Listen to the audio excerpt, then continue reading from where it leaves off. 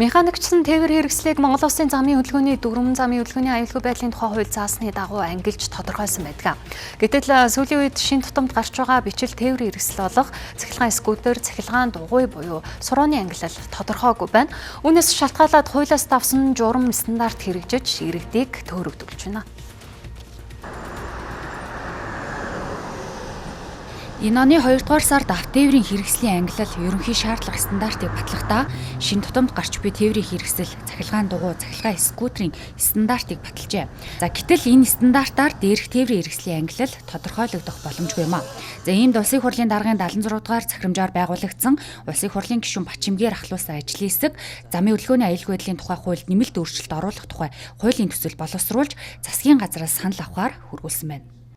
Хэдийгээр энэ суран скутер өөрөө нийслэлийн агаарын бохирдлыг бууруулах, хөгжлийг бууруулах, иргэдийн нөгөө нэг цагаа хэмнэх, хурдан зорьсон газараа очиход нөлөөлж байгаа ийм сайн талтай боловч сөрөг үр дагаврууд нь ер нь маш их олноор бий болж байна л та. Гэхдээ бид өнөөдөр хориглол нь хураан энэ тим юм ярихаасаа илүүтэй энийг ерөөсөө хуулийн зохицуулалт хийж замын хөдөлгөөний аюулгүй байдлын хуульд нэмэлт өөрчлөлт оруулж энэ тээврийн хэрэгслийг зохистой, зөв зүйтэй, зөв замаар нь тийм ээ ямар шаардлагуудыг хангах ёстой тэр стандартуудыг бид барьж ажиллах ёстой.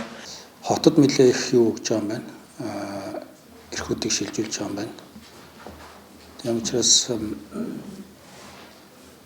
хотын саналууд бас нэлээд чухал байх шүү гэж хэлмээр байна. Тэгээд бас энэ ажлын хэсгийнхэнд бас их талархлаа. Ер нь бол яг энэ бүр засгийн газрыг бас хийх ёстой үүрэг чиглэлийг ингээд тоолцоод аваад санаачлах гаргаад хуулийн төсөл боловсруулад явж байгаа ч юм гişүнд бас талархаж байна. Энд дээр нэг ганцхан санал байна нийслэлийн зүгээс. Хувь хүний бичлэлт тээврийн цахилгаан хэрэгсэл гэдэг дотроо цахилгаан дугуй скутер хоёроо оруулаад хүчин чадлыг оруулаад тэгээд цахилгаан дугуй скутер хоёроо бол бусдны ялгаж байгааг нь болохоор тодорхойлолтоор нэг нь суудалгүй нөгөөх нь болохоор хөдөлгүүр болон дөрөв хоссон зориулагдсан ийм дугуйт юу гэдгээр ингээд тодорхойлолтоо техникийн анхны цахилгаан скутер дугуй хувь хүний бичил цахилгаан тээврээс гэдэг зөв тодорхойлжвал бусдаар бол саналгүй. Тэгээ явчвал энэ цэгцэрч юм болов гэдээ гуравцтай. Тэгэхээр бусад энэ англи судлааг бол яг олон улсын жишгийн дагуу англиг бол маш ойлгомжтой гаргаж ирсэн юм. За манай улсад сүүлийн жилүүдэд цахилгаан дугуй суран, цахилгаан скутерийн хэрэглээ эрс нэмэгдэж, үүнээс шалтгаалж усал аваар ихээр бүртгэгдэх болсон. За тухайлбал өнгөрсөн онд дээрх тээврийн хэрэгслээс үүдэлтэй 532 осол бүртгэгдэж, 3 иргэн амьнасаа алдсан байна.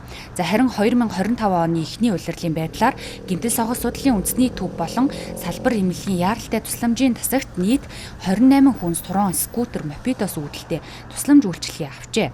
За нийт тохиолдлын 60% нь 0-аас 18 насны хүүхэд байгаа бол үлдсэн хувь нь насанд хүрэхчид байна. За ийм шин тутамд гарч буй тээврийн хэрэгслийг зохицуулах хууль өнөөдрийн нөхцөл байдалд ус агаар мэд хэрэгтэй байна.